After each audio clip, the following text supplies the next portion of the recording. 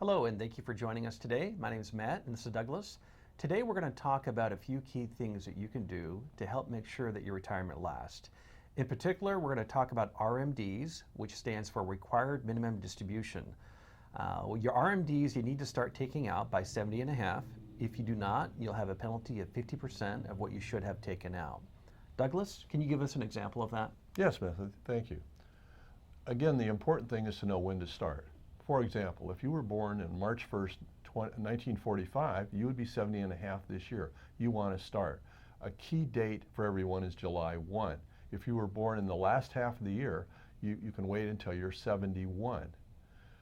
How much should you take out? Common question. There's a scale or a list on irs.gov. You can look up the required minimum distribution table.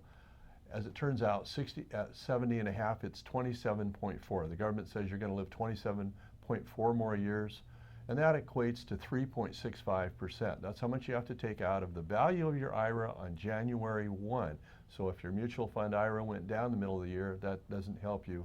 It goes to everybody's on the same starting line, January 1. You need to get that out by the end of the year. Now, IRS realizes a lot of people forget the first year, so they've allowed an exception on the first year only, and you can take it out on up to April 1st of the following year. But remember, that's April Fool's Day, and here's why that's not in your best interest. You still will have to take another one out for that year. So in year 2, you will double your taxes. So you want to try and get it out on the first year.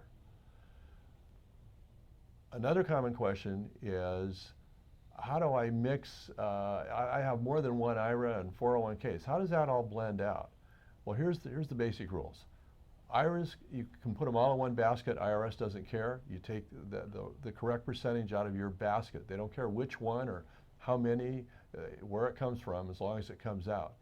You can do the same with 403b's, but it's in their own basket. You can't mix the IRAs with that.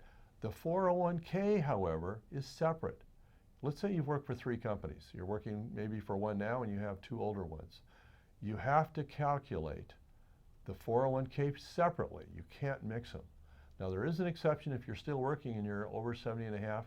If your company plan says that you don't have to take it out as long as you're working there, that is an exception. But other than that, you need to get it out. So hopefully we've explained the answers to a lot of these basic questions we get a lot. Thank you, Douglas. That was great. If you have any questions, you'll find our contact information below. Please reach out to us, and thanks for watching.